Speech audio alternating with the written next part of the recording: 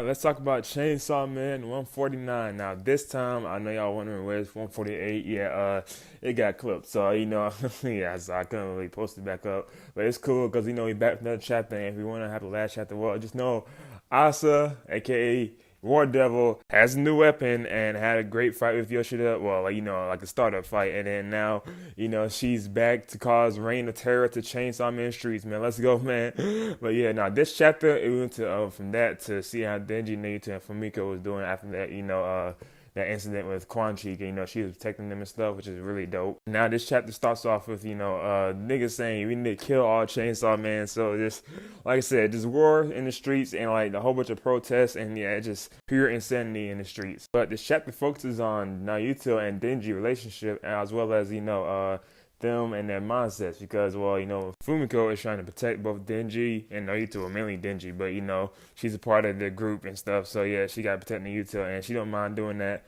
And the crazy part is that Naruto Chef says, hey, you don't need to protect me. I could easily kill you. Like, okay, well, I mean, she didn't say that. She said I'm easily stronger than you and stuff. But, that's still her job to protect them. And we get more of a Naruto insight to how she sees humans and stuff compared to devils.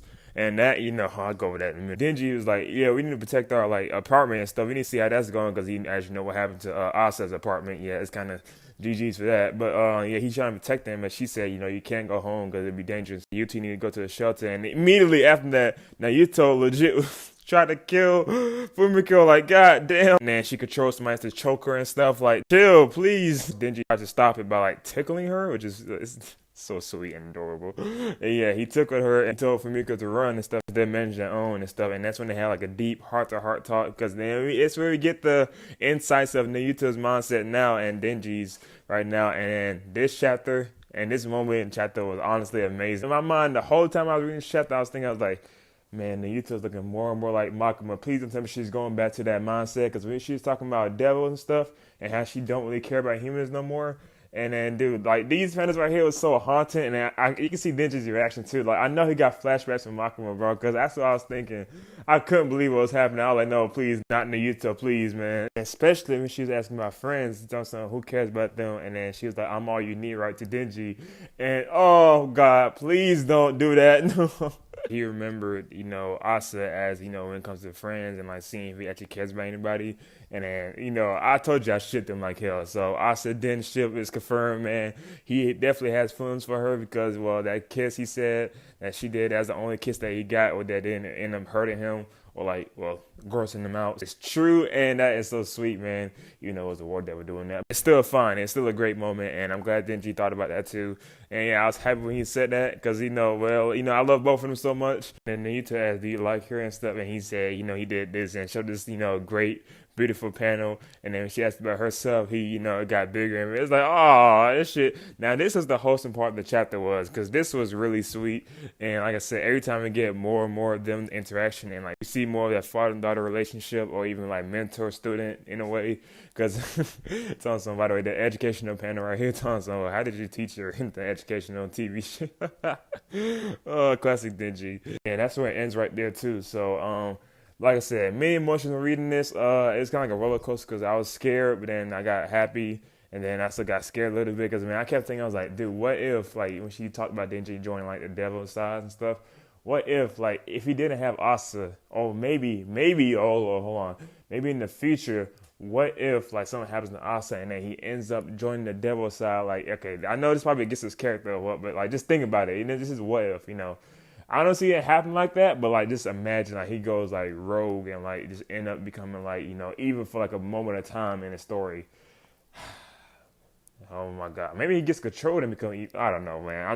I'm just saying shit, but if that's the case, man. If he ever joins the devil side, dude, I'm gonna be so mad at Denji, bro.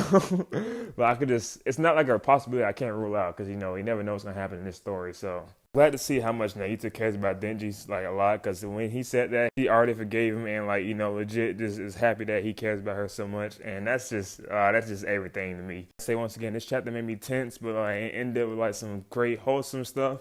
And that's great. Now, let's see how long this will last. Because, as someone else said online on Reddit, it was Denji and Naruto are the most wholesome thing in Chainsaw Man as a whole.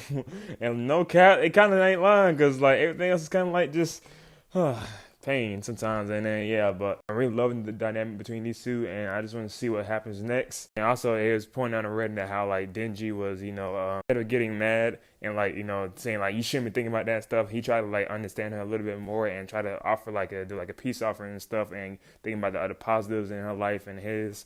And yeah, that's what, it was a great discussion between those two. And it was like a huge turning point for Denji because in part one, he probably would have, got mad. And you see that he's become more understanding and more mature within part two. And that's great character progression and character development. So yeah. Also, I know we're on that whole tirade about her becoming Makima all over again. I'm saying just a reminder of that. I'm not saying she was turning into Makima.